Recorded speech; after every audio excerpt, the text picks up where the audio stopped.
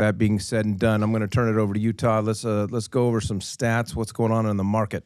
All right. Well, thanks everybody for joining us. Excuse me. Today we're going over the Greater Phoenix Metropolitan Market statistics for the week ending September 2nd. Let's get right into our numbers. 89 days this week closed on market. Our month supply was 5.21. Absorption rate at 19.18. Average list price this past week, $785,708. Average sale price this past week, $615,996. And our list price to sale price retention came in at 97.15. Inventory rose again, 25,173 available properties. Pending is sitting at 4119 and closed units at 3287. Taking a look at new listings, we took 2,462 listings this past week. That's good, down just a little bit, but still above 2,400. Days on market for active is at 92 and for closed at 85. Lower left-hand side, in red are those two markets in price range that reduced this past week ever so slightly, bringing the total inventory from 0 to 600,000 to 67.04%. 600 to 1 million represents 18.67% of the entire MLS, and 1 million plus is 14.29. Taking a look at the spreadsheet where everybody that's a new one. Spreadsheet. There we go. Or shorts or barefoot. Where everybody gets to be the expert. In the center column, you've got 2 years ago, same week. Then to the left of that, you have last year, same week, and then week over week. So 2462, we took 2549 last week. So we're still above 2400. Way over on the left-hand side, you'll see ROT. That stands for rules of thumb. If you roll down there, you'll be able to see where we should be in each of these categories and should be as a representation of over the last 5 years what has been our historical number. So last year we were at 2309. So 2462 is 150 people, 145 people more in the marketplace than the year ago. And look, 2 years ago in 2104, in 2024 we were at 2104. And so these are good numbers. These are showing that January and February are starting off really, really strong. Active inventory at 25,173. That's 9% more than we had a year ago. So we're sitting at 708 coming soon properties, 18,618 single-family non-distressed, 3,124 new home construction properties, and 24,723 total non-distressed properties in the MLS.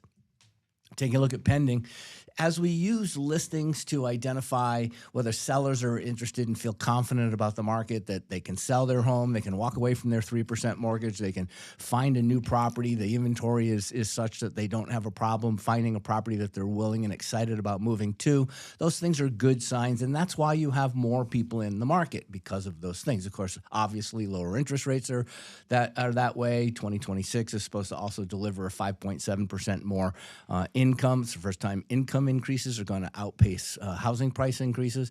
Looking at pending is when we look at buyers in the marketplace. The higher the number here, the more people that have engaged, obviously, meeting of the minds of the seller and the buyer. They're in escrow. But this is a good indicator of the number of people in the marketplace time over time. So over last week, we had 200 more people roughly enter into escrow. 3,762 is where we were last year. 2,978 and 24. So if you want to just look at, say, are there more buyers in the marketplace today? There's about, in any particular range, there's about 1,000 more people in the marketplace than 2 years ago, and about 500 more people in escrow at any one time versus last year. So those are good. Again, strong numbers there. So then we look at closed. Closed is, did it make it through escrow and finally close? Obviously, last year was not a good, escrow period. A lot of properties canceled during escrow.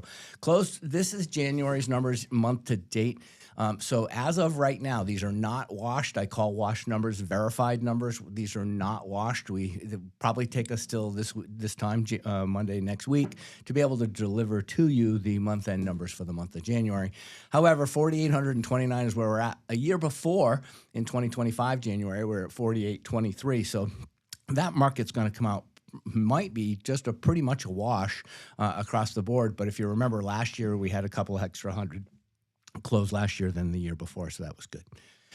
Taking a look at month supply at 5.21, coming down from the 6.14 number. We're at 4.95 months supply. And again, why do we even track that? Why do we tell you that?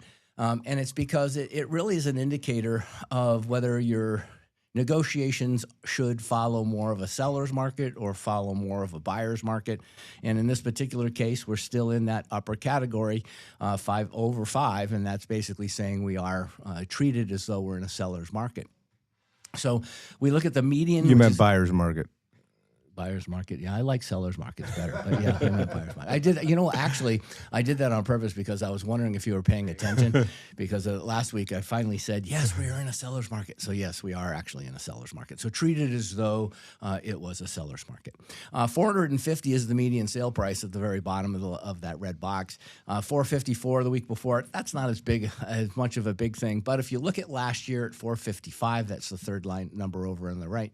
Versus, and even 438 the year before, we're pretty stable as far as the average values or the median values of properties in the marketplace. The properties are still in that somewhat of a, not necessarily decline, even Lawrence Young, NAR, everybody has been basically saying we're not in a full recovery market for 2026. What we are is we've recovered from it declining. So prices may still, because you're in that buyer's market, may still continue to have to be negotiated quite heavily. And the sellers may have to take a little less than they anticipated to make their property go into escrow. So these are some of the things. And so median price, though, tells us that we're not seeing any strong, and we didn't even last year. So last year was the first reset, and now we're in that basically recovery market. Taking a look at list price to sale price retention, the sellers are keeping about 2.9%. Of the list price at the time they accept the offer. So again, ad nauseum possibly, but I want to make sure everybody understands there's two numbers before you write your offer you need to take a look at in the MLS. The first number is your list price to sale price retention in that neighborhood that the property resides that you're putting the offer in on, because that tells you what the temperament of the any and every home that is potentially sold in that marketplace. Did the sellers have to give up a discount off the list price? And that'll tell you what it was. In this particular case, if this was one community, the sellers are averaging a 2.85% discount. So for you not to know that, you might be leaving 2.85% on the table. Now, the other number that's really important is going to be the seller concessions number. And the reason for that is because we've been all hung up about this seller compensation agreement thing.